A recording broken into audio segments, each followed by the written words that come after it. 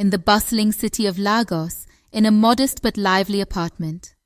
Aduke lived with her parents and younger brother Tunde. Theirs was a family bound by love and tradition, but lately the warmth in their home had been clouded by a single pressing issue: Aduke's refusal to marry.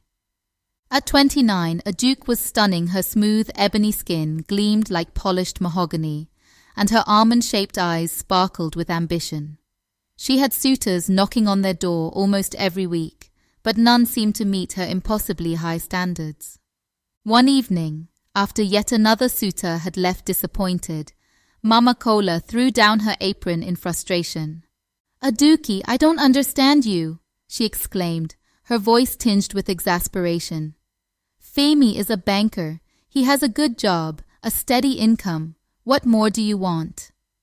Aduke sighed dramatically and leaned back in her chair. "Mama, Femi drives a second-hand car and rents an apartment in Kunle. How can I marry someone who doesn't even own his own house?" Baba Kola, who had been quietly listening from his seat by the window, set down his newspaper. "Aduke, life is not about luxury. When I married your mother, I only had my teacher's salary and a bicycle, but we worked together to build what we have today." "That was your time, Baba," Aduke retorted, her tone sharp. "This is my time. I want more. I deserve more." Tunde, lounging in the corner with a mischievous grin, couldn't resist chiming in. "At this rate, Aduke, you'll be the CEO of Rejected Suitors Incorporated. Maybe you should start issuing certificates for the men you send away." The room erupted in laughter, but Mama Kola was far from amused. She shook her head, muttering, "God help my daughter." The tension reached its peak one evening when Baba Kola called a family meeting. He rarely raised his voice, but that night his tone was stern. "Aduke, I have let you make your decisions because I believe in giving my children freedom, but enough is enough. You are no longer a child. Your mother and I will not live forever, and we want to see you settled before it is too late." Aduke's eyes narrowed. "Baba, are you trying to force me into a marriage I don't want?" "No one is forcing you," he said firmly.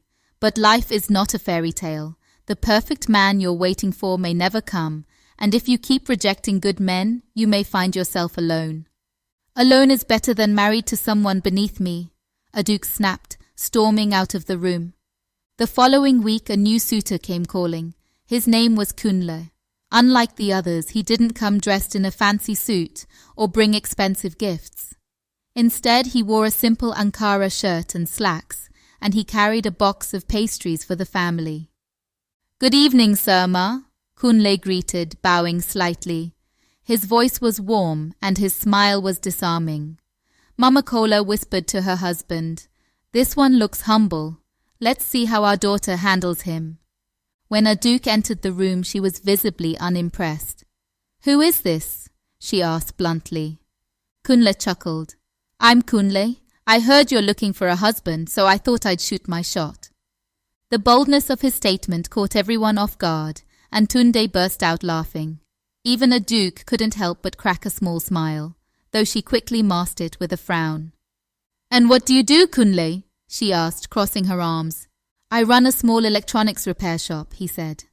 "It's not much, but it's honest work. I fix phones, laptops, anything with a circuit, really." Aduke rolled her eyes. "An electronics repairman? Do you even own a car?" Kunle smiled, unbothered by her tone. "No, but I do own my shop, and I'm saving up to expand. It's not about where I am now, but where I'm going." Kunle didn't give up after Aduke's cold reception. Over the next few weeks, he made it a point to visit the family, often bringing gifts for Mama Kola or sharing stories with Tunde. Slowly, even Baba Kola warmed to him. One day, Kunle invited Aduke to see his shop. "Come and see for yourself," he said. "It's small, but it's mine." Curious, Aduke agreed. The shop was modest but bustling with activity. Kunle greeted customers with warmth and treated his employees with respect. For the first time, Aduke saw a side of him she hadn't noticed before: his ambition, his kindness, and his determination. "You work hard," she admitted as they walked back to her house. "Thank you," Kunle said. "But Aduke, I'll be honest with you. I don't have the kind of wealth you're looking for. What I do have is a vision for the future. If you can't see that, I understand, but I won't pretend to be something I'm not." His words struck a chord in Aduke. For the first time, she began to question her own priorities. That evening, Aduke sat alone in her room, thinking about everything Kunle had said. She thought about the men she had rejected, men who had shown her respect, care, and genuine interest. She thought about her parents' struggles and the love that had carried them through hard times. The next morning, she surprised her family by announcing, "I'd like to invite Kunle to dinner." Mama Kola nearly dropped the pot she was holding. "Eh? Are you feeling all right?" "I've been a fool," Aduke said quietly. "Kunle deserves a chance."